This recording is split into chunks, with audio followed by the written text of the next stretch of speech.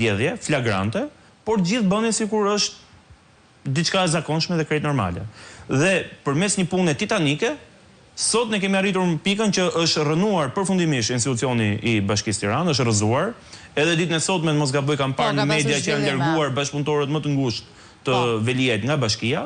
Kreu i bashkisë është në Burg, drejtuesit e shtabit elektoral të asaj fushate janë në Burg, sot ka padur masa të reja dhe akuzat të reja ndaj tij dhe pronat konfiskuara, dhe është çmontuar e gjithë ajo farsë që ndodhi para syve qytetarëve dhe e kemi faktuar që gjithçka që kemi thënë si PD për zgjedhjet lokale 2023, se nuk ka ndodhur vetëm në Tiranë, njëjta gjë ka ndodhur në Shkodër, në Elbasan, kudo ku janë vjedhur zgjedhjet. Ishte kjo çka kanë parë qytetarët, e njëjta gjë ka ndodhur edhe këtë radhë. Unë këtë ushtrim e di, po më shumë se unë e di Berisha, që e ka bërë që në 2001-shin, e ka bërë dhe në 2001-shin të njëjtën gjë. Pra, e ka denoncuar dhe ka faktuar në Bruxelles, në çdo kancelari kudo, vjedhjen e zgjedhjeve që ka ndodhur në vitin 2001. Dhe kjo sollim pas komplet ndrimin e klimës politike në vend, detyrimin për të ulur për të gjetur një zgjidhje të përbashkët për presidentin në vitin 2002. Edhe më pas i hapi rrugën rikthimit të Partisë Demokratike në pushtet në 2005, nga ku u prodhua, për ata që e kanë harruar, 4 vjeçari të paktën më i mirë që ka patur ndonjëherë në qeverisje Shqipëria në 100 vite. E pranojnë të majtë e djathtë. Pra këtë bëri PD-ja. Këtë do bëj PD-ja prap. Thënë këtë, të gjitha provat që ne po mbledhim, faktet, do t'i depozitojmë kudo ku kemi akses nga Departamenti i Shtetit në SBA, në kancelari në Gjermani, në kancelarit në për Europë, për t'i faktuar mbar botës që Shqipëria nuk zhvillon më zgjedhje, por zhvillon një farsë elektorale, ku kryeministri javën e kaluar mund të ketë qenë duke pirë verën Romane Konti 36.000 euro, 33.600 euro me visin e pojës, a me pojën, nuk e di me kërri, kësaj jave nuk i duen më, i asollën votat, i ka dekdisur, ka njoftuar kreun e tyre të largohet nga banesa dhe nuk gjendet një prej antarëve kryesor, pra Elvis Doçin, mos gaboj, nuk gjendet, nuk ka namin e shanë se ku ka ikur.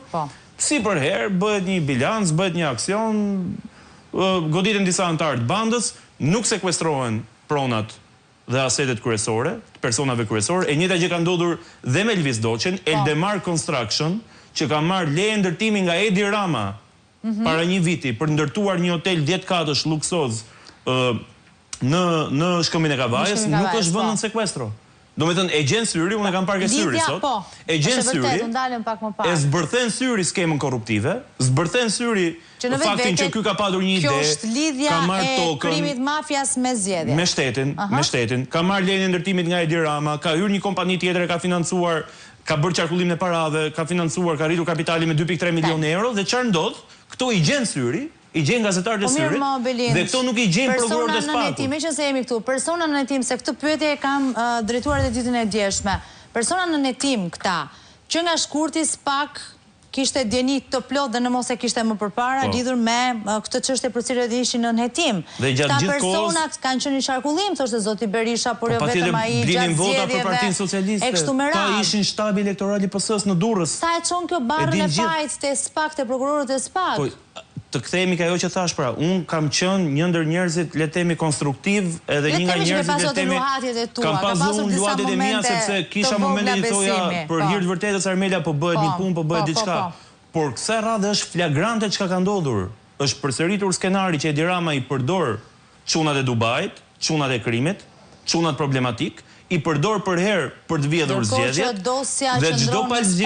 dhe çdo palë zgjedhje fal nga një band. E le nga një band të iki.